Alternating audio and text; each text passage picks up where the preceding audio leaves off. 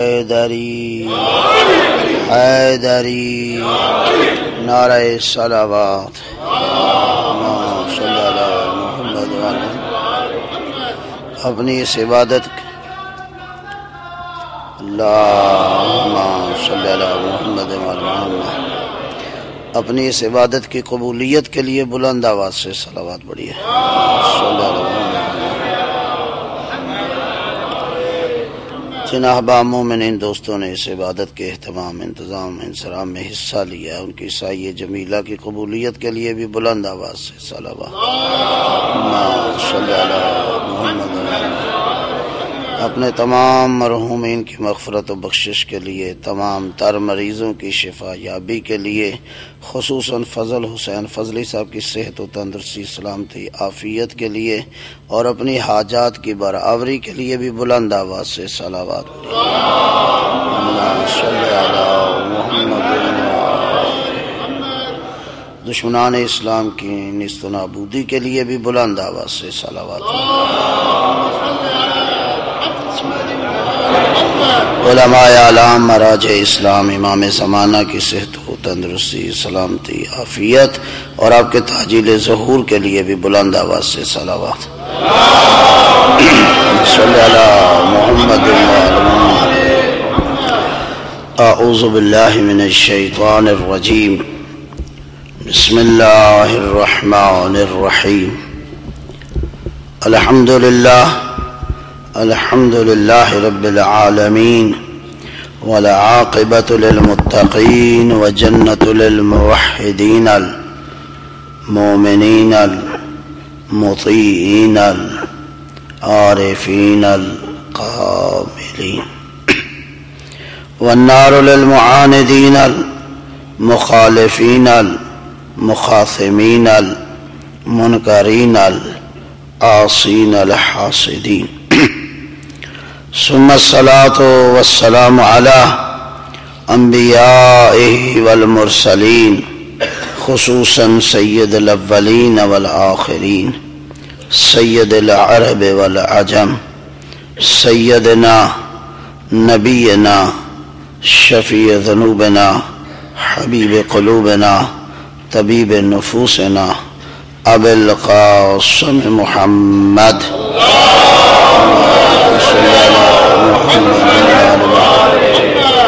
وعلى آل بیتہ الطیبین الطاہرین المعصومین المنتخبین المنتجبین، من یومنا ھذا الی یوم الدین وبعد یوم الدین، ولعنۃ الدائمۃ الابدیہ علی اعدائہم ملعونین اجمعین، من اول یوم العداوۃ الى یوم الآخر وبعد یوم الآخر۔ اما بعد، فقد قال اللہ تعالی فی کتابہ المجید وفرقانہ الحمید، وهو اصدق الصادقین قولہ الحق۔ بسم اللہ الرحمن الرحیم، انی لغفار لمن تاب وآمن وعمل صالحا ثم اہتدى۔ صلوات پڑھیے بحق محمد وعلی محمد۔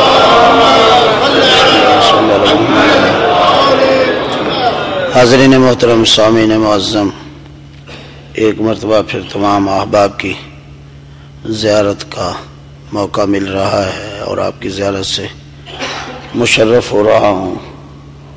خدا آپ تمام لوگوں کو سلامت رکھے، محفوظ فرمائے ہر بلا و آفات سے، اور ان برادران کو بھی جو احباب مومنین اس عبادت کا اہتمام، انتظام، انصرام کر رہے ہیں، خصوصاً شاکر بھائی، صابر بھائی، دیگر برادران، خدا انہیں بھی صحت و تندرستی، عافیت دے۔ فضل حسین بھائی کے لیے کہا گیا ہے، اللہ رب العزت سے التماس ہے، گزارش ہے، خدا انہیں بھی صحت و تندرستی، عافیت عطا فرمائے۔ ایام عزا ہیں، ختم نہیں ہوئے۔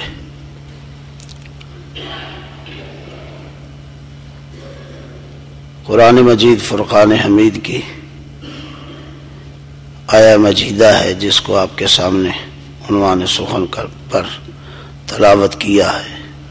اللہ رب العزت کا ارشاد ہے انی لغفار، بے شک میں معاف کرنے والا ہوں، لمن تابا، اسے جو توبہ کرتا ہے، وآمن، اور ایمان لاتا ہے، وعمل صالحا، اور جس نے عمل صالح کیا، ثم اہتدی، پھر اسے ہدایت ملتی ہے۔ اس میں کوئی شک نہیں ہے دوستو کہ انسان جس معاشرے میں رہ رہا ہے، جس سوسائٹی میں یہ انسان رہ رہا ہے، ہزار کوشش کرنے کے باوجود بھی دامن بچانا مشکل ہے، بڑا مشکل ہے۔ بس اوقات انسان سمجھتا ہے کہ اس نے کوئی گڑبڑ نہیں کی، اس کے دامن میں کوئی داغ نہیں ہے، اس کے دامن میں کوئی دھبا نہیں ہے، اس کے دامن میں کوئی گناہ نہیں ہے، اس کے دامن میں کوئی معصیت نہیں ہے۔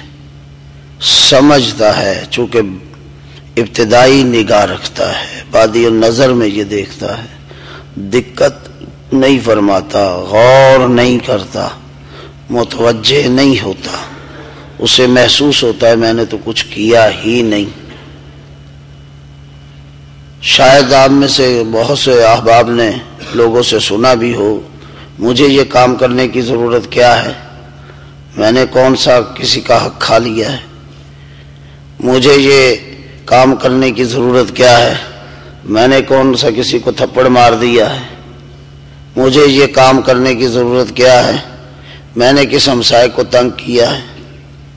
بس اوقات ایسی باتیں انسان کو سننے میں ملتی ہیں، توجہ ہے میری طرف؟ بس اوقات انسان کو ایسی، میں نے بغیر مقدمے کی گفتگو شروع کر دی ہے تاکہ ابا صاحب کی محبت کی ضرورت ہے۔ انسان یہ سمجھتا ہے کہ نہیں میں نے تو کچھ نہیں کیا، لیکن وہ سمجھتا ہے واقعاً یہ سمجھ ٹھیک ہے، واقعاً یہ سوچ ٹھیک ہے،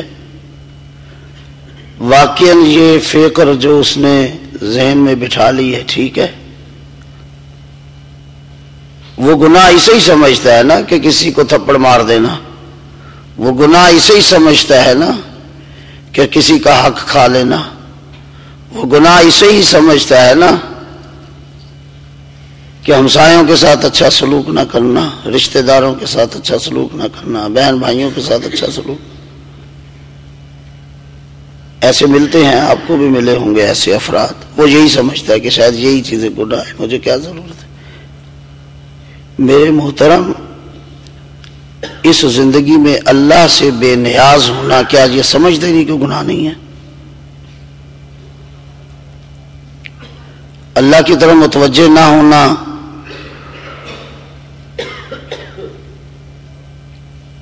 خالق کی بارگاہ میں حاضر نہ ہونا، وہ سمجھتا ہے کہ بس وہ کام اگر کیے تو شاید مجھے رب کی ضرورت ہے، وہ کام کیے تو مجھے خالق کی ضرورت ہے۔ میں نے کیا کیا ہے؟ کیا اس کا مطلب بالفرض فرض محال محال نہیں؟ اگر یہ بات تھوڑی دیر کے لیے صحیح بھی سمجھ لی جائے کہ تیرے دامن میں کوئی ایسی شے تو نہیں سمجھتا، لیکن یہ خدا سے بے نیاز ہونا، اس کو کچھ نہیں سمجھا جاتا۔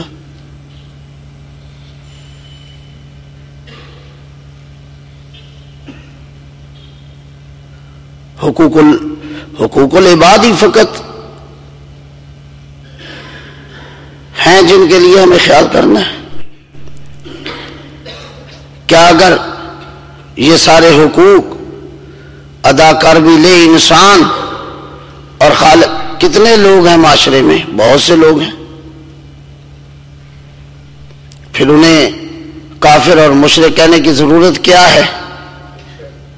بہت اچھے اچھے کام کرتے ہیں، بڑے بڑے کام کرتے ہیں، انسانیت کی فلاح اور بہبود کے لیے کام کرتے ہیں، ہاسپٹل بنا دیتے ہیں، اسکول کالج بنا دیتے ہیں، یتیموں کے لیے ایسے منصوبے تیار کر لیتے ہیں، اپنی زندگی کی جمع پونجی لوگوں کے لیے خرچ کر دیتے ہیں، تو پھر کیا سمجھ لینا چاہیے وہ ٹھیک جگہ پہ کھڑے ہیں۔ فقط اتنا ہی ہے نا،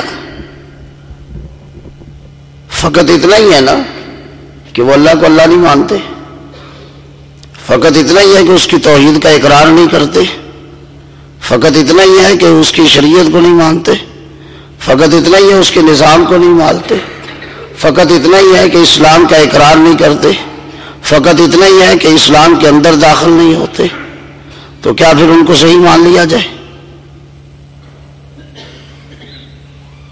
کیا پھر یہ کہہ دیا جائے کہ وہ ٹھیک کھڑے ہیں؟ اور اگر یہ مان لیا جائے کہ وہ ٹھیک ہے تو پھر جزائے اخروی ان کے لیے کیوں نہیں ہے؟ میں یہ تو نہیں کہتا کہ ان کی دنیا میں جزا نہیں ہے، انشاءاللہ آنے والے ایام میں گفتگو ہوگی اور مفصل۔ میں یہ تو نہیں کہتا کہ دنیا میں، کیونکہ اس لیے کہ وہ خالق اور مالک عادل ہے، وہ اللہ ہے، فَمَن يَعْمَلْ مِثْقَالَ ذَرَّةٍ خَيْرًا يَرَهُ وَمَن يَعْمَلْ مِثْقَالَ ذَرَّةٍ شَرًّا يَرَهُ۔ وہ ذرہ بھر اچھائی کی جزا دیتا ہے اور ذرہ بھر برائی کی سزا دیتا ہے۔ اس میں یہ نہیں ہے کہ وہ اگر ایک کافر مشرک اچھا عمل نہیں کرتا تو اسے جزا نہیں ملتی، ملتی ہے، یہ ایک علیحدہ بات ہے، یہ تفصیلی گفتگو ہے کہ اسے جزائے اخروی نہیں ملتی۔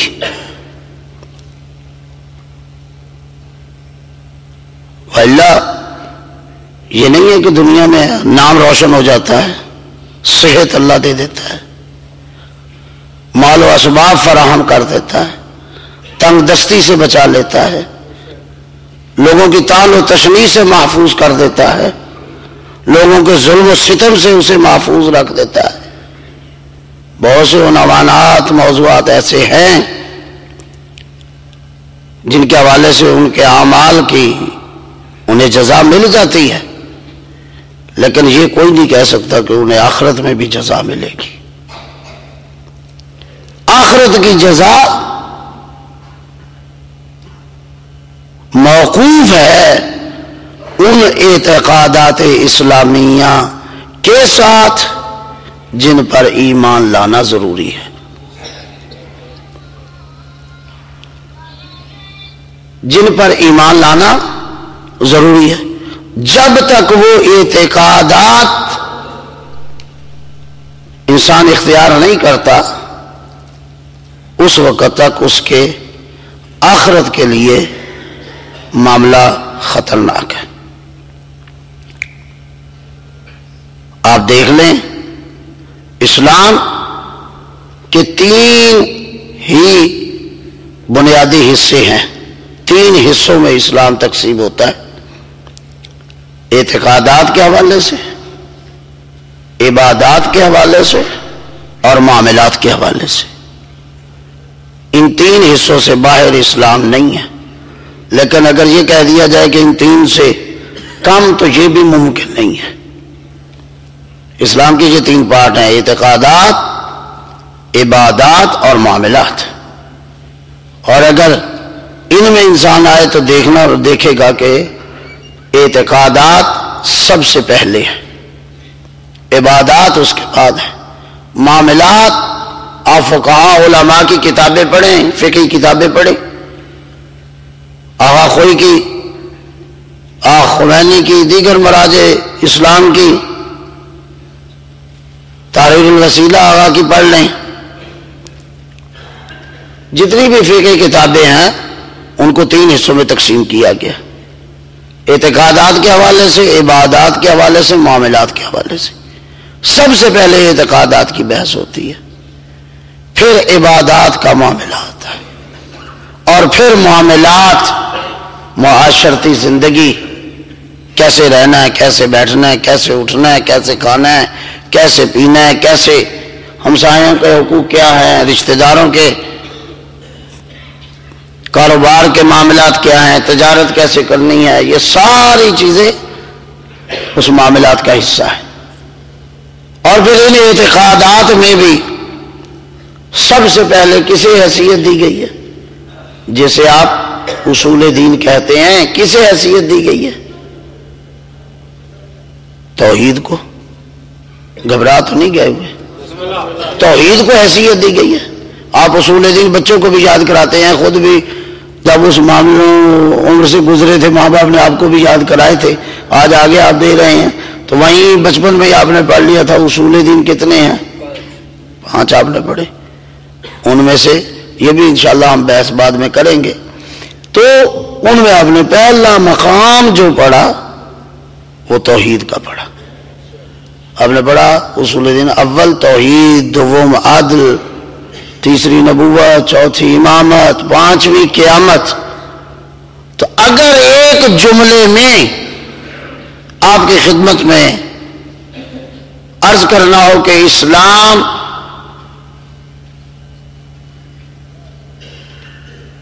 کہاں ہے، ایک جملہ اگر کہنا ہو جہاں پورا اسلام موقوف ہے، اگر وہ نہیں تو کچھ بھی نہیں، تو وہ ایک ہی چیز ہے، وہ توحید ہے، اصل توحید۔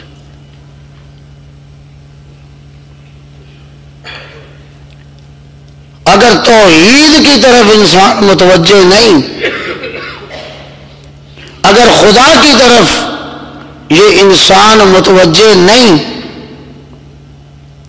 تو پھر نہ عدل ہے، نہ نبوت ہے، نہ امامت ہے، نہ قیامت ہے، نہ معاد ہے، نہ نماز ہے، نہ روزہ ہے، نہ حج ہے، نہ زکوٰۃ ہے، نہ جہاد ہے، نہ امر بالمعروف ہے، نہ نہی عن المنکر، کوئی چیز نہیں۔ ہو سکتا ہے بعض احباب ابھی میری شاید بات کی طرف اتنے متوجہ نہ ہوں، میں آپ کی خدمت میں سوال کر دیتا ہوں، جائیے قرآن سے پوچھیے کہ سب سے بڑا گناہ کیا ہے، سب سے بڑا ظلم کیا ہے، سب سے بڑی تعدی کیا ہے، سب سے بڑا تجاوز کیا ہے؟ تو قرآن ایک ہی آواز دے گا، ان الشرک لظلم عظیم۔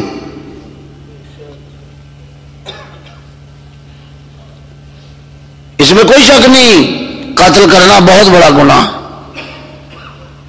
اس میں کوئی شک نہیں کہ نبوت کو نہ ماننا گناہ ہے، اس میں کوئی شک نہیں امامت کو تسلیم نہ کرنا، انشاءاللہ بحثیں آئیں گی اپنے اپنے وقت پہ، آج تو مقدماتی گفتگو اس حوالے سے ہے۔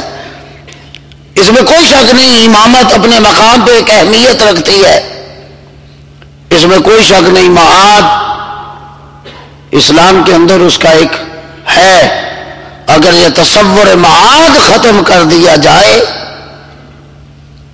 تو انسان گناہوں سے رکتا نہیں ہے اور اچھائیوں کی طرف جاتا نہیں ہے، نیکیوں کو اختیار نہیں کرے گا اور گناہوں سے اپنے آپ کو محفوظ نہیں کرے گا، یہ درست ہے۔ پھر فروع دین کا اپنے اپنی جگہ پہ مقام ہے، نماز کی کیا حیثیت ہے؟ یہاں تک کہہ دیا کہ قرآن کافر میں اور مسلمان میں فرق نماز کا ہے۔ یہ معاملات تمام کے تمام اپنی جگہ پہ حق ہیں، لیکن سب سے بڑا ظلم ان الشرک لظلم عظیم، اس لیے کہ اگر بنیاد محفوظ نہ ہو، اگر بنیاد مضبوط نہ ہو، اگر وہ اساس جس میں پوری عمارت کھڑی ہے، جس میں پوری بلڈنگ موجود ہے، اگر وہ مضبوط نہیں، عمارت جتنی بھی خوشنما ہو، عمارت میں جتنا بھی حسن کھڑا کر دیا جائے، عمارت میں جتنا بھی مال لگا دیا جائے، اگر اس کی بنیاد نہیں ہے تو وہ عمارت کسی وقت بھی زمین بوس ہو سکتی ہے۔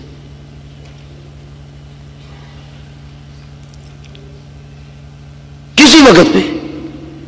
تو دین کی بھی بنیاد اصول دین کہے جاتے ہیں، اور اصول دین کی بنیاد توحید ہے۔ آدم سے لے کے خاتم تک، اور مولا کائنات امیر مومنان صلی اللہ علیہ وسلم علی ابن ابی طالب سے لے کے حضرت قائم آل محمد تک صلی اللہ محمد وآل محمد تمام تر حجج خدا کی تبلیغات کا سب سے بڑا محور اور مرکز توحید ہوتا تھا. سب سے بڑا مرکز توحید تھا.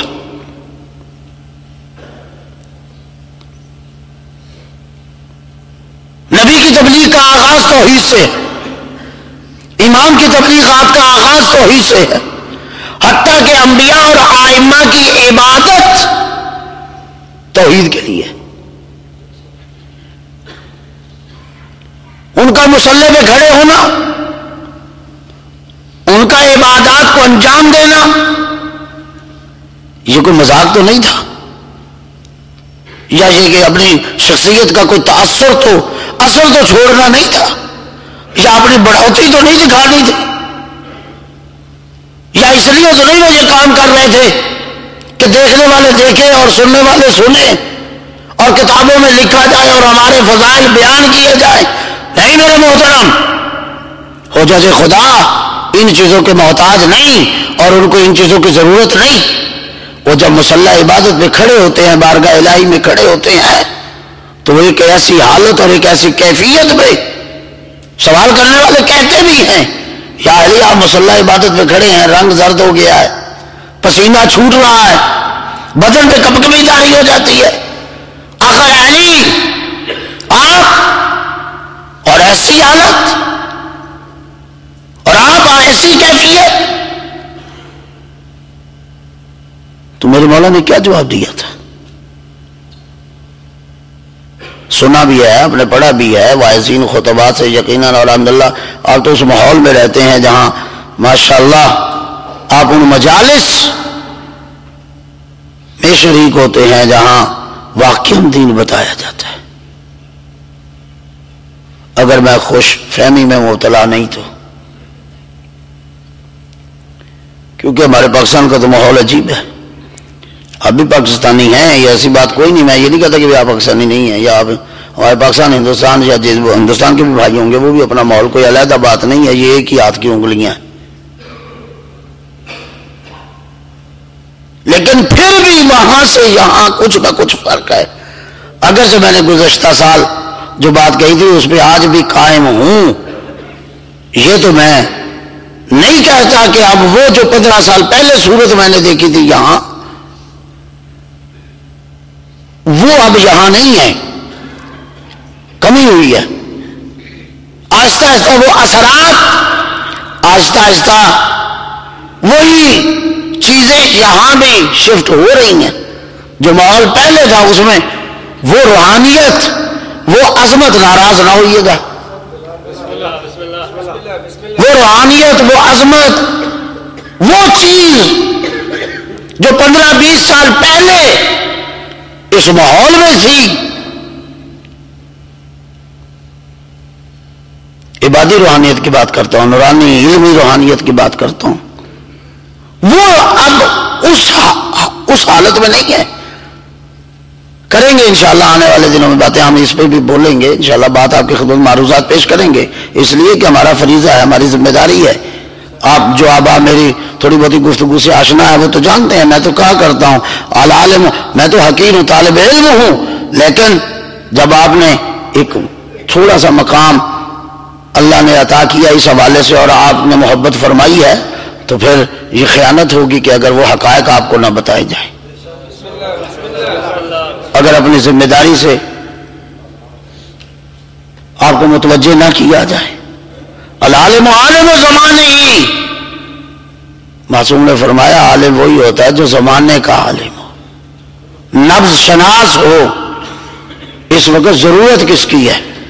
ڈاکٹر وہ نہیں ہے جو مریض کی چیخ و پکار کو دیکھ کر، نہ ڈاکٹر وہ ہے جو مرض کو دیکھ کر علاج کرے. صلی اللہ محمد وعلیہ وسلم. اگر وہ یہ دیکھے گا کہ مریض چیخ رہا ہے، اگر وہ دیکھے گا مریض گالیاں نکال رہا ہے، اگر وہ دیکھے گا کہ مریض مریض نہ معلوم کیا سے کیا کیا جا رہا ہے تو پھر مرض کو ختم نہیں کر سکے گا۔ ہاں یہ بھی ضرور ہے کہ ہم یہ نہیں چاہتے کہ مریض ختم ہو جائے، لیکن مرض تو ختم ہونا ضروری ہے نا۔ مریض ختم نہیں کرنا چاہتے، یہ بھی ہے کسی کی فکر میں نہیں ہونا چاہیے کہ مریض ختم کرنا چاہتے، نہ مریض نہیں، مرض کو ختم کرنا۔ اور اس وقت ہماری قوم میں یہ مرض موجود ہے، اور وہ مرض یہاں تک بھی پہنچ چکی۔ تو بہرحال اس لیے نہیں تھے امام کہ ہمارے فضائل، میں کہا کرتا ہوں میرے دوستو، نبی یا امام محتاج نہیں ہے کہ لوگ ان کے گیت گائیں۔ جب اللہ نے انہیں نبی بنا دیا ہے، جو منصب عطا کر دیا ہے، نہ وہ لوگوں کو دیکھ کر دیا ہے، نہ وہ لوگوں کو دیکھ کر ان سے لے لے گا۔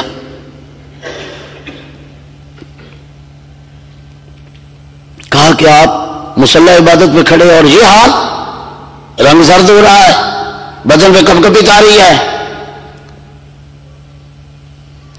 پسینہ چھوٹ رہا ہے، تو میرے مولا نے کیا جواب دیا تھا؟ کہا تھا، وہ بندہ خدا، تو نے علی کو تو نظر میں رکھا ہے، یہ نہیں دیکھا علی کس کی بارگاہ میں کھڑا ہے؟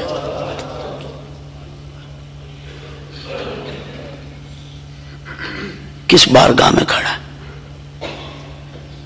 آج سب سے بڑا حملہ آپ کے مسلک پر، آپ کے مذہب پر، آپ کے مکتب پر سب سے بڑا حملہ یہی کیا جا رہا ہے کہ ان میں توحید نہیں۔ حالانکہ حقیقت یہ ہے کہ جو توحید مذہب آل محمد اور مکتب آل محمد میں ہے وہ کہیں اور دکھائی نہیں دیتی، کہیں نہیں دکھائی دیتی۔ جو توحید یہاں ہے، لیکن کیا وجہ ہے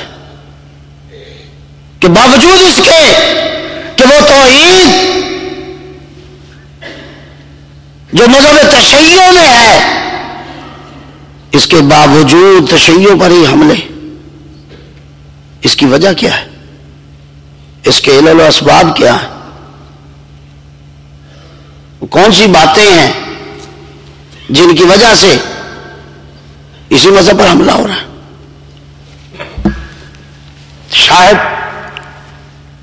میں اب کس انداز سے اور کس طریقے سے آپ کی خدمت بات کروں، شاید ہمارا رویہ درست نہیں، شاید ہماری گفتگو صحیح نہیں، شاید ہماری باتیں صحیح نہیں،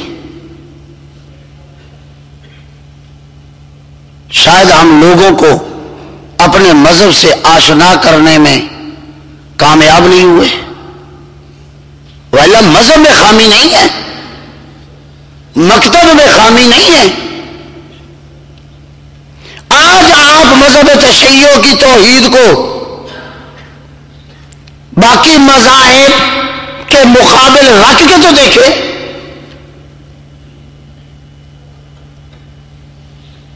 وہاں تو توحید کا بالکل ہی تماشا بنا دیا گیا ہے، جو عملی جو ثابت کیا جا سکتا اور ثابت ہے، اور جہاں نہیں، جس مذہب میں یہ توحید محفوظ اور مضبوط ہے، وہی مکتب سارا سب سے زیادہ کمزور نظر آ رہا ہے۔ گھبرا تو نہیں گئے کہ یہ کہیں آتے ہی توحید شروع کر دیا؟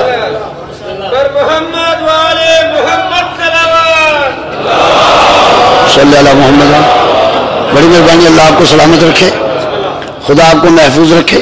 مجھے انصاف سے بتائیں، دنیا امت مسلمہ آج تک توحید کے لیے یہاں تک ہی پہنچی ہے اور یہاں تک کہہ سکی ہے؟ اگر اللہ سے نام ان سے پوچھے جائے تو کتنے کہتے ہیں نام؟ کتنے نام کہتے ہیں اللہ کے؟ جی 99 کہتے ہیں۔ ہم کہیں کیوں جھجکتے ہیں؟ کیوں جھجکتے ہیں؟ یہی کہتے ہیں نا 99 نام۔ جاؤ آپ اپنے مذہب کو دیکھو، جاؤ دعائے جوشن، جاؤ آپ اپنے مذہب کو اٹھاؤ، جاؤ معصوم کی بتائی ہوئی دعائیں جوشن قبیل کو پڑھو، اس میں معصوم، وہاں بھی حد معین نہیں، اگر کوئی کہے کہ وہاں بھی تعداد معین کر دیں گے، 1000 نام اللہ کا مان لیا ہے معصوم نے وہاں دعائے جوشن قبیل میں، 1000 نام، اور ہم تب بھی اس نظریے کے قائل نہیں کہ یہ ہماری توحید 1000 نام تک موجود ہے۔ بات کوئی سمجھ رہے ہیں یا نہیں سمجھ؟ ہم اس کے قائل نہیں ہیں، اور نہ ہم یہ کہنے کے لیے تیار ہیں کہ ہماری توحید 1000 بعد ختم ہو جاتی ہے، ہمارا اللہ ہے ہی نہیں۔ میرے مولا کائنات نے پہلے خطبے میں یہ جملہ کہہ دیا، لا حد ولا محدود، ہمارا خدا وہ ہے نہ اس کی حد ہے نہ اس کو معین کیا جا سکتا ہے۔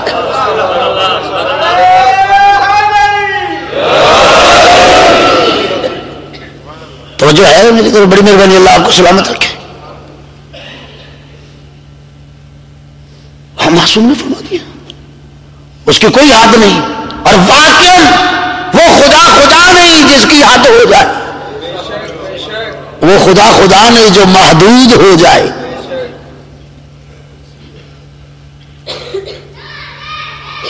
اور پھر شاید علی بڑی مہربانی، اور ہو سکتا ہے بعض آپ شاید یہ سمجھتے ہوں کہ ٹھیک ہے، یہ جو دعائے جوشن قبیل میں 1000 نام بتا دیے گئے، چلو ہم 1000 تک نہیں، نام زیادہ ہیں، نہیں میرے محترم، ایک نام بھی یہ صفت ہے نا، ذاتی نام تو ایک ہی ہے، ذاتی نام ایک ہی ہے، وہ کیا ہے؟ اللہ۔ باقی جتنے بھی نام ہیں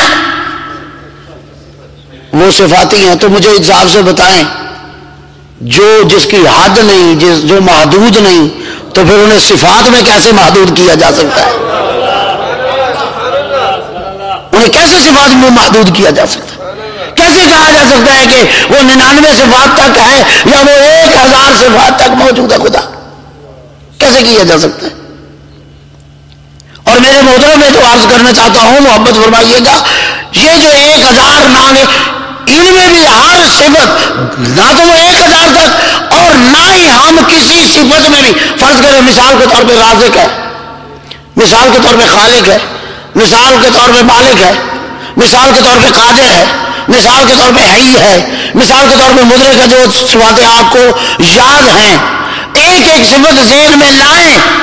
میرے مولا کا کہنے کا یہی مقصد نہیں تھا کہ فقط وہ 1000 تک محدود، نہ کسی صفت میں بھی اللہ کی نہ حد معین کی جا سکتی ہے نہ اسے محدود کیا جا سکتا ہے۔ آپ خالق ہونے میں بھی اس کی حد نہیں کر سکتے کہ کس حد تک خالق ہے وہ، نہ خالق ہونے میں اسے محدود کر سکتے ہیں آپ، نہ رازق ہونے کی حد معین کر سکتے ہیں کہ کہاں تک وہ رازق ہے، نہیں،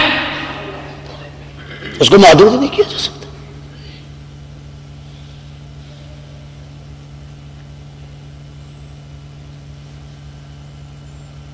ظاہر امام محمد باقر علیہ الصلوۃ والسلام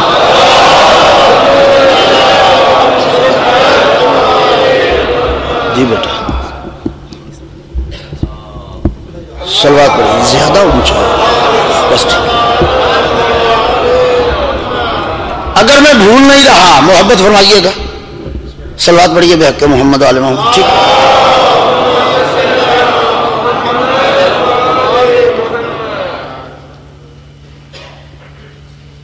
کسی کام کے لیے امام نے کہا اللہ نظر مانی، اگر یہ کام ہو جائے تو میں تیری وہ تعریف کروں گا جو حق کے تعریف ہے، تیرا شکر وہ ادا کروں گا جو حق کے شکر ہے۔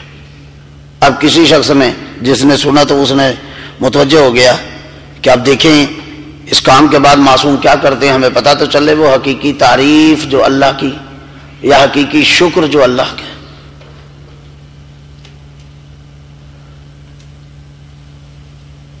تو یہ سلسلہ ہونے کے بعد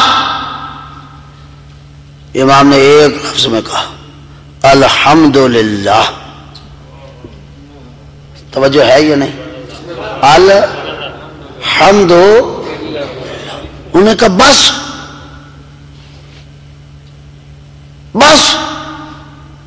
یہی شکر ہے اللہ کا، یہی شکر ہے. میرے محترم یہ عام عادی انسان سمجھ رہا ہے کہ شاید یہی شکر ہے. جس کی ذات کی نہ حد ہے نہ محدود ہے، تو پھر یہ کیسے ہو سکتا ہے کہ شکر کے حوالے سے بھی اس کی حد ہو جائے اور محدود ہو جائے. معصوم نے سوائے تعلیمات ہوئے وہ قرآنی کے علاوہ اور کوئی لفظ نہیں کہا. الحمدللہ. تمام علماء نے لکھا ہے کہ یہاں الف لام استغراق کا ہے، یعنی تمام. آپ ترجمہ بھی قرآن کا اٹھاتے تو کیا پڑھتے ہیں؟ تمام تعریفیں، تمام تر اقسام کے ساتھ جو شکر ہے الحمدللہ، تمام تعریف اس اللہ کے لیے. اب جب ذات حد اور محدود نہیں، میں کیسے حد و محدود کر سکتا ہوں؟ پھر ایسے ہی جملہ معصوم استعمال کریں گے. ایسا جملہ معصوم نے استعمال کیا اور وہ بھی قرآن کے ذریعے. اس لیے میرے دوستو، دین اتنا مضبوط ہوگا جتنی توحید مضبوط ہوگی، نبوت اتنی مضبوط ہوگی جتنی توحید مضبوط ہوگی، رسالت اتنی مضبوط ہوگی جتنی توحید مضبوط ہوگی، امامت اتنی مضبوط ہوگی جتنی توحید مضبوط ہوگی. ہمارے پاس دو ہی راستے ہیں، کبھی ہم اثر سے مؤثر تک جاتے ہیں اور کبھی ہم مؤثر سے اثر تک آتے ہیں. اس دین اور حقیقت کو پانے کے لیے یہ دو ہی راستوں میں سے کوئی راستہ اختیار کرنا ہوگا. یا آپ امامت سے خدا تک جائیں یا خدا سے امامت تک آئے. توجہ کی ہے یا نہیں؟ دو سے تیسرا راستہ آپ کے پاس موجود نہیں. یا انسان اثر سے مؤثر تک جاتا ہے یا مؤثر سے اثر تک آتا ہے. اس کے علاوہ تیسرا راستہ ہی نہیں. اس دین تک آنے کے لیے آپ کو یا خدا سے آنا پڑے گا یا امام سے خدا تک جانا پڑے گا. چاہے آپ امام سے خدا تک جائیں، امام کو تھامے بھی. میں جملہ کہنے لگا ہوں، اب معلوم نہیں کس انداز سے محبت فرمائیں گے. میرے محترم، حقیقت یہ ہے کہ امامت بھی تبھی مضبوط ہے کہ اگر ہم امامت کے ذریعے خدا تک پہنچ جائیں. اگر ہم امامت کے ذریعے خدا تک نہیں پہنچتے تو اس کا مطلب ہے ہم نے امامت کو بھی نہیں سمجھا.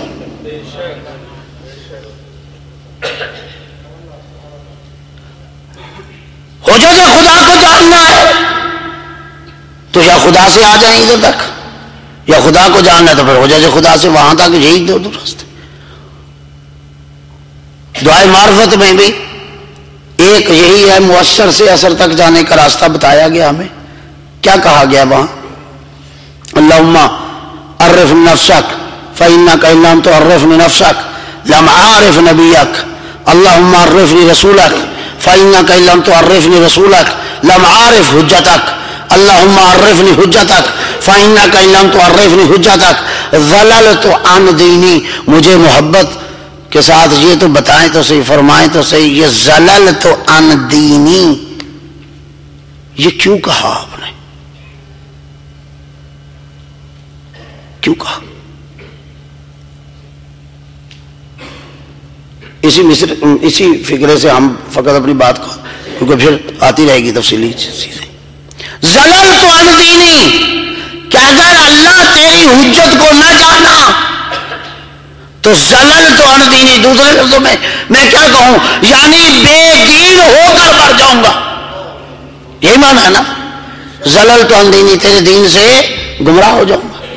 اب آپ جس ماحول میں رہتے اتنی تو تھوڑی بہت لفظوں سے تو یقیناً عربی سے آشنائی تو ہے نا۔ زللت عن دینی یہ کیا ہے کہ اگر تیری حجت کو نہ پہچانا تو میں بے دین دنیا سے چلا جاؤں گا۔ اس کا معنی کیا ہے؟ جملہ محبت فرمائیے گا جو بات پہنچانے میں کامیاب ہو جاؤں۔ زللت عن دینی کا معنی کیا ہے؟ یہ حجت خدا کی طرف کیوں زیادہ متوجہ ہمیں کیا گیا؟ کیوں امامت کی طرف؟ میرا آج کا موضوع نہیں ہے، آج کی ابتدا وہ میں ادھر، لیکن میں سوال کیوں ہمیں کہا گیا اور کیوں میں کہہ رہا ہوں دعا کے یہ جملے کے زللت عن دینی امامت کے مقام پر آ کر کہ میں بے دین ہو جاؤں گا، میں بے دین مر جاؤں گا، یہ کیوں جملہ کہا؟ اس کا معنی یہ ہے کہ امامت کے قبول کرنے کا مطلب یہ ہے کہ انسان دیندار ہو۔ اگر انسان میں دین محفوظ ہے، اگر انسان کو دین مضبوط ہے تو ظاہر ہے پھر بے دین نہیں ہوگا۔ بے دین تبھی ہوگا نا کہ دین نہ رہے۔ تو امامت، اگر امامت کو نہ جانا تو تیرے دین کو نہیں سمجھ، بے دین ہو جاؤں گا۔ یہ کیا مطلب امامت کو نہ جاننا؟ پھر اس کا معنی اگر جو ہمارے معاشرے میں سمجھا جاتا ہے، اس کا معنی یہ ہے کہ مجھ سے پوچھا جائے آئمہ کتنے ہیں، میں بتاؤں 12۔ پہلے امام کا نام کیا ہے؟ یہ۔ دوسرے امام کا نام کیا ہے؟ یہ۔ تیسرے امام کا نام یہ ہے، چوتھے امام کا یہ ہے، یہاں تک کہ امام العصر تک پہنچ جاؤں۔ صلی اللہ محمد وعلیہ وسلم۔ کیا اس کا مطلب یہی ہے کہ مجھے یہی معرفت امام ہے؟ اگر اس ٹکڑے کو سامنے رکھے تو یہ تو نہیں ہے معرفت کہ 12 ائمہ کا نام جاننا، یہ معرفت امام نہیں ہے۔ 12 ائمہ کی پیدائش جاننا یہ معرفت امام نہیں ہے۔ 12 ائمہ کی وفات جاننا فقط یہ معرفت امام نہیں ہے۔ معرفت امام یہ ہے کہ امامت کو نافذ کرنا، اور امامت کے نافذ ہونے کا معنی یہ ہے کہ اس زمین پہ دین نظر آئے۔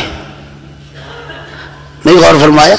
یہ 6 فٹ کی زمین پہ، یہ 5 ساڑھے 5 فٹ کی زمین پہ، یا اگر کسی کا قد 7 فٹ ہے، لمبا ہے ماشاءاللہ، تو اس زمین پہ دین نظر آئے، دین کے علاوہ کچھ نظر نہ آئے، یہ ہے امامت۔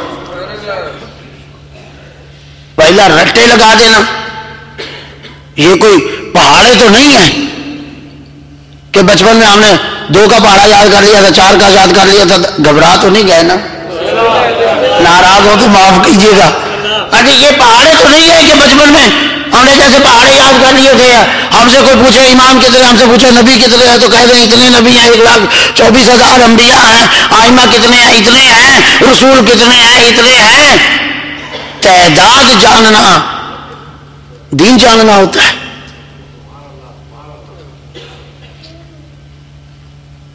تعداد جاننا دین جاننا ہے، اور اگر دین جاننا مانا یہ ہے تعداد جاننا تو یہ تو کوئی مشکل نہیں ہے، یہ تو ممکن ہے 1 مہینے کے اندر اندر آپ کسی بچے کو بھی رٹا لگوا کے بہت سی چیزوں کا، اور ممکن ہے وہ بچہ ایک عالم دین کے سامنے آپ کھڑا کر دیں، اتنی تعداد اس عالم دین کو بھی نہ آتی ہو سکتا ہے، بہت سا ہوتا ہے، لیکن پھر کیا مانا وہ یہ ہو جائے گا دین جاننا؟ نہیں، یہ نہیں ہے۔ دین کا معنی زللت عن دینی یہ ہے مؤثر سے ہم اثر تک جا رہے ہیں۔ میرے محترم یہ 2 سے تیسرا راستہ نہیں ہے، یا آئیے خدا سے امام تک یا جائیے امام سے خدا تک، اس سے تیسرا راستہ کوئی نہیں آپ کے پاس پہنچنے کا۔ اور اگر ان دونوں میں سے کوئی راستہ بھی نہیں اختیار کریں گے تو پھر اس کا معنی یہ ہے کہ یہ انسان دیندار نہیں ہے، اس کے پاس دین نہیں رہ سکتا، اور نہیں رہ سکتا دین، نہیں رہ سکتا دین۔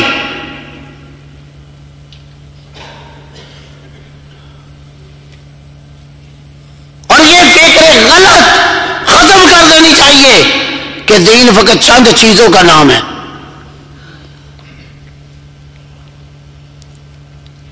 نہیں میرے محترم، یہ جو آپ نے پارٹ بنائے ہیں یہ پہلے عنوانات دے دی ہیں آپ نے.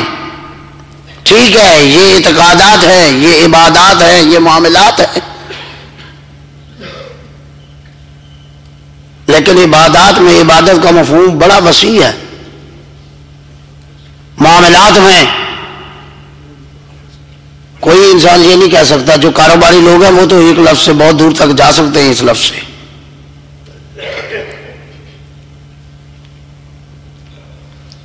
اور اعتقادات میں بھی ایسی بات نہیں. تو جس آئے ہم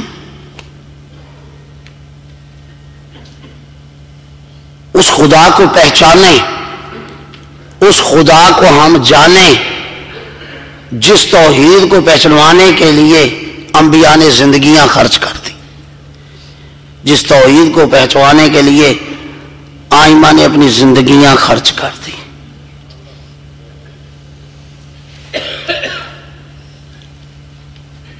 ٹائم چکے سامنے نظر آ رہا ہے. مجھے بتائیں کربلا میں حضرت سید الشہداء نے اگر توحید کا اتنا معاملہ کمزور ہوتا تو ایک رات مانگ کر کیوں لی تھی؟ مجھے انصاف سے بتائیں، کیا میرے مولا کے دامن میں نمازیں کم تھی؟ کیا میرے مولا کے دامن میں عبادات کم تھی؟ امام کی عبادت کا معیار عام آدمی تو سمجھ بھی نہیں سکتا، درک بھی نہیں کر سکتا. ہمارے بس کی بات نہیں ہے جس اعتبار سے میں عرض کر رہا ہوں، واللہ اعتبارات مختلف ہے کہ امام عبادت کے معاملے میں کہاں کھڑا ہے. لیکن اس کے باوجود وہ درس دیا جا رہا ہے عبادت کے حوالے سے. ظاہر ہے عبادت خدا کے علاوہ تو آپ کسی کی عبادت نہیں کرتے، آپ کے مذہب کا حصہ ہے. غیر اللہ کی عبادت حرام ہے. عبادت کا جو بھی پہلو ہے، جس اعتبار سے بھی آپ عبادت کو دیکھیں، جس تصور سے بھی آپ کو عبادت کو دیکھیں، غیر اللہ کی عبادت حرام ہے. تو جب غیر اللہ کی عبادت حرام ہے تو ایک رات عبادت کے لیے لی خاص طور پہ. یہ حقیقت ہے یا نہیں ہے؟ کتب میں ہے یا نہیں؟ وائزنگ سے خطبات سے سنا ہے یا نہیں سنا؟ اگر حقیقت ہے تو پھر بتائیے یہ امام کربلا میں آ کے ایک رات اس انداز سے لے کے بتانا کیا چاہتے تھے؟ میرے محترم، میں شرعی طور پہ ایک مسئلہ بیان کرنا چاہتا ہوں تاکہ بات کو سمجھا دوں آپ. ہمارے ہاں فقہ میں یہ بیان کیا جاتا ہے جماعت میں نماز پڑھنا مستحب ہے، واجب نہیں. جماعت کے ساتھ ہے نا ایسا؟ جتنا بھی ثواب ہے نماز جماعت کا وہ اپنی جگہ، لیکن کوئی یہ نہیں کہہ سکتا اگر جماعت کے ساتھ نہیں پڑھی کسی نے تو اس کا مطلب یہ نہیں کہ کوئی حرام کام نہیں کیا. واجب نہیں، نماز کا پڑھنا واجب ہے، جماعت کے ساتھ پڑھنا واجب نہیں. لیکن اگر کسی پہ تہمت لگ جائے کہ یہ بے نمازی ہے، پھر شریعت کیا کہتی ہے؟ پھر فقہا کیا کہتے ہیں؟ فقہا یہ بتاتے ہیں کہ اس پر واجب ہے کہ وہ مسجد میں جائے، لوگوں کو سامنے نماز پڑھے، تاکہ اللہ نہیں چاہتا ایک مومن کی تذلیل ہو، اللہ نہیں چاہتا کہ ایک انسان کی تذلیل ہو، اللہ نہیں چاہتا کہ یہ انسان معاشرے میں ذلیل ہو جائے. اس پر واجب ہو گیا کہ جائے وہ مسجد میں لوگوں کے سامنے اجتماع میں نماز پڑھے، تاکہ لوگ اسے جانے کہ یہ نمازی ہے، یہ نہ کوئی کہے کہ یہ نمازی نہیں. آپ کو معلوم نہیں نعرہ لگایا جا رہا تھا کہ حسین باغی ہے. جی، نقل کفر کفر نباشا، بالکل ٹھیک ہے. یہی نعرہ لگایا جا رہا تھا کہ باغی ہے. یہ وجہ تھی اس خاندان کا بچہ بچہ عبادات کا اضافہ اس لیے بھی کر رہا تھا، اور اس کی ایک وجہ یہ بھی تھی کہ جو پروپیگنڈا آل رسول کے لیے کیا جا رہا تھا اس کو ختم کیا جائے۔ اب جو ایک رات مانگ کے لی گئی تھی، جو ایک کا رات پہلے کام ایک دن ہو جانا تھا، آج سوال تو اٹھے گا کہ ایک رات بعد ایک دن بعد کیوں یہ کام ہوا؟ شہید پہلے کر دینا چاہیے تھا، کب حکم تو دے دیا گیا تھا، مار دینا چاہیے تھا، لیکن جب بھی سوال ہوگا بتایا جائے گا کہ حسین نے کہا تھا، حسین ابن علی نے، کہ آج کی رات کل جو کرنا ہے کر لینا، آج کی رات دے دو اس لیے کہ میں اللہ کی عبادتیں کرنا زیادہ چاہتا ہوں، تاکہ وہ الزام اللہ جانتے تھے۔ آخر وہ مسلم کے دو بچے جب انہوں نے یہ کہا کہ آپ ہمیں مدینے لے جاؤ، ہمارے ماموں آپ کو زیادہ پیسے دے دیں گے اگر پیسوں کا لالچ ہے، کہا نہیں، کہا پھر اس طرح کرو ہمیں بازار میں جا کے بیچ دو، ہم کوئی ایسا سودا نہیں کہ جو بکے نہیں، کہا یہ بھی نہیں ہوگا، کہا پھر ابن زیاد کے پاس لے جاؤ، کہا یہ بھی نہیں ہوگا، یہ بھی نہیں کروں گا، زندہ نہیں لے جاؤں گا، تمہاری گردنیں کاٹ کے لے جاؤں گا، کہا اچھا اگر کچھ نہیں مانتے تو پھر کم از کم 2 رکعت نماز تو پڑھنے دو۔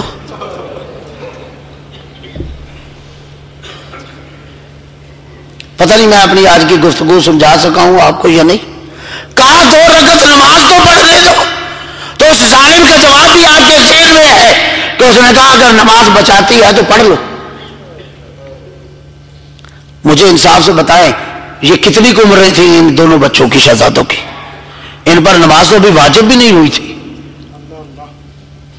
لیکن کیوں اس خاندان کا نابالغ بچہ بھی، 2 ہی باتیں تھیں، ایک اتنا مماحد تھا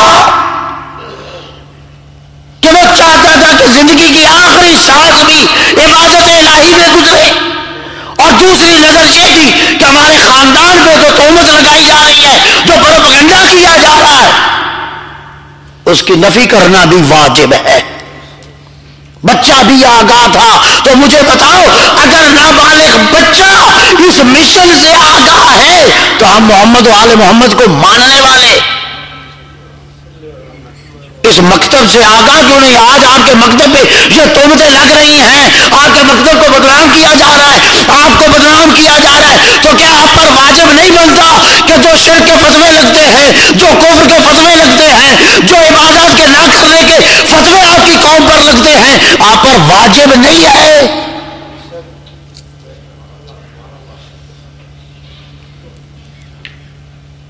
میں کہا کرتا ہوں، پتہ نہیں بس انہی جملوں میں مسائل بھی ہو جاتا ہے، زیادہ ٹائم میں مجھے بات کو ختم کر دینا ہے میرے محترم۔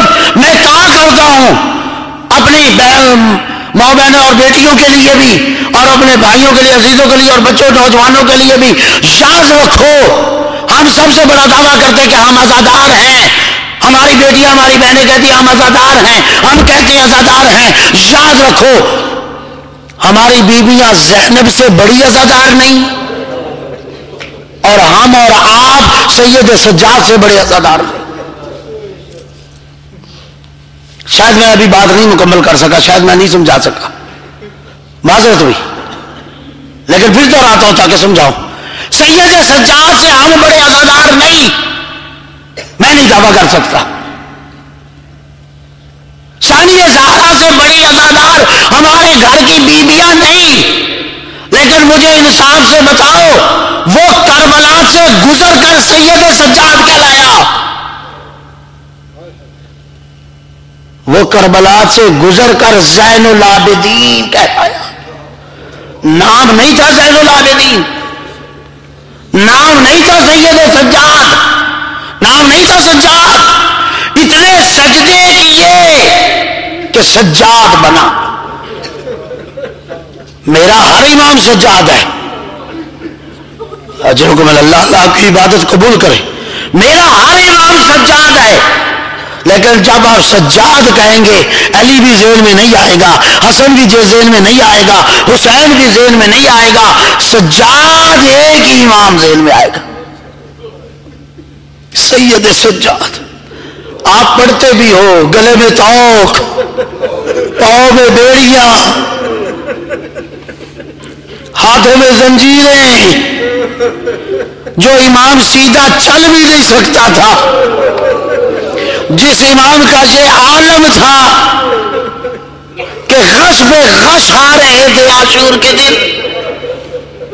آپ کو معلوم ہے جب بابا کا استغاثہ سنا 2-3 دفعہ کوشش کی ہے میرے مولا نے، اور جب جیسے ہی غش سے افاقہ ہوتا تھا تو کئی دفعہ میرے مولا نے یہ کوشش کی کہ تلوار لے کے نکلے. امام بھی آگے آ جاتے تھے، پھوپھیاں بھی روکتی تھی، لیکن کیفیت یہ بھی تھی کہ امام کھڑا بھی نہیں ہو سکتا تھا، بار بار زمین پہ گر جاتا تھا. بار بار زمین پہ گر جانا. وہ سید سجاد جو چل نہیں سکتا تھا، آپ نے سنا ہے نا بھائی دین سے، میں اور کس طرح مسائل کے جملے کہوں میرے محترم، میں تو اس لحاظ سے بھی بتا رہا تھا، آپ نے پڑھا بھی سنا بھی ہوگا کہ جب خیمے جل رہے تھے، جو بیمار خود نہیں نکل سکتا تھا، جسے پھوپھی اپنے کندھوں پہ اٹھا کے لا رہی تھی.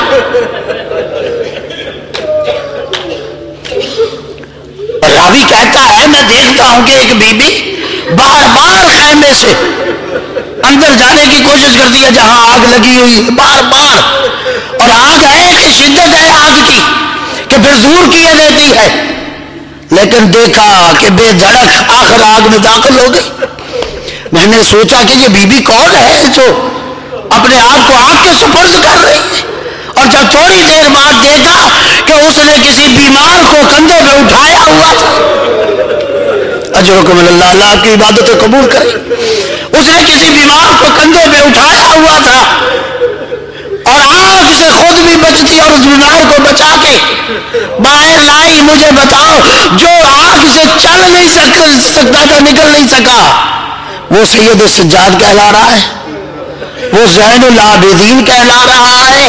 مجھے بتاؤ جس نے باپ کو آنکھوں کے سامنے شہید ہوتے دیکھا، جس نے عباس جیسے چچا کو شہید ہوتے دیکھا، جس نے اکبر جیسے بھائی کو شہید ہوتے دیکھا، آپ نے تو سن لیا نا. یہ تو سید سجاد سے پوچھو کہ اکبر بھائی کی کیا حیثیت تھی. میں نے خود کتابوں میں پڑھا ہے اس وقت بھی جناب سجاد غش سے بیدار ہوئے کہ جب اکبر جا رہے تھے دیکھا کہ اکبر بھائی جا رہا ہے تو اٹھے اور کہا کہ مجھے دو تلوار، پھوپھی ابا میرے اکبر کو بچا لو، میں شہید ہوتا، میرے اکبر کو محفوظ کر لو، میں قربان ہوتا ہوں. ذرا اس امام سے تو پوچھو. پھر بھی سید سجاد مجھے بتاؤ تو صحیح، کوئی نماز قضا ہوئی، کوئی عبادت ایسی رہی؟ اور ثانی زہرا کا آخری جملہ کہنا چاہتا ہوں اور آپ سے اجازت لینا چاہتا ہوں میرے دوستو. ثانی زہرا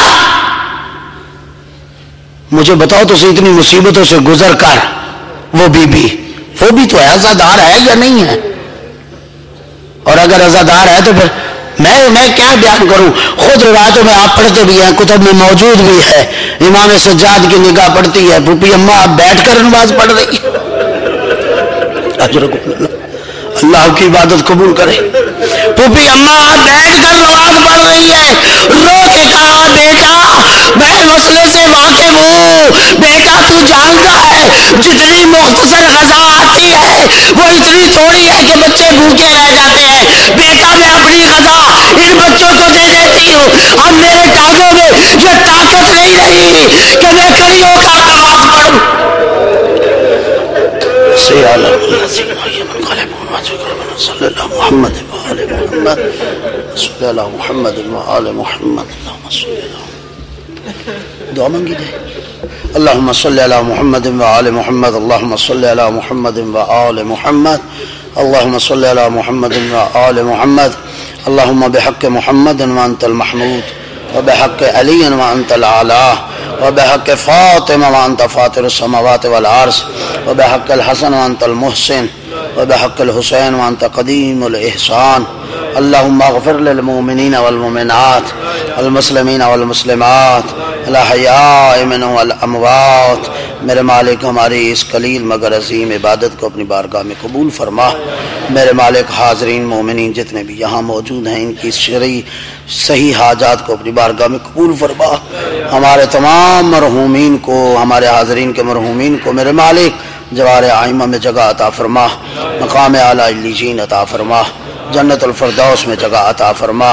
میرے مالک ہمارے تمام مومنین موجودین کو عمل صالح کی توفیق عطا فرما، ہم سب کی توفیقات ایمانی اور اسلامی میں اضافہ فرما، محبت قرآن اور اہل بیت میں اضافہ فرما، سیرت آل محمد پہ چلنے اور تعلیمات قرآن پر ہمیں عمل کرنے کی توفیق عطا فرما۔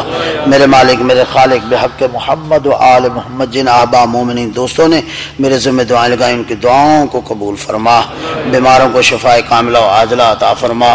میرے مالک تیری بارگاہ میں التجا ہے، خصوصاً فضل حسین فضلی بھائی کو میرے مالک صحت و تندرستی سلامتی عافیت عطا فرما۔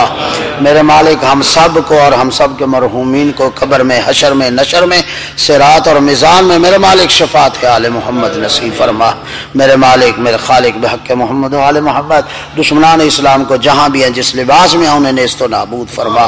میرے مالک میرے خالق جو احباب دوست مومنین جنہوں نے اس عبادت کے میں اہتمام میں، انتظام میں، انسلام میں حصہ لیا ہے، دامے درہمے سخنے قدمے، میرے مالک ان کی عزتوں میں اضافہ فرما، میرے مالک ان کی توفیقات میں اضافہ فرما، ہم سب کے رزق میں اضافہ فرما، تاخر عمر تاخر نسل حلال رزق نصیب فرما۔ میرے مالک میرے خالق بحق محمد آل محمد مقامات مقدسہ شاعر اللہ کی حفاظت فرما، علماء اعلام مراجع اسلام امام زمانہ کا سایہ ہمارے سروں پہ قائم اور دائم فرما۔ میرے مالک آقا اور مولا امام العصر کا جلد از جلد ظہور فرما۔ اللہم صلی علی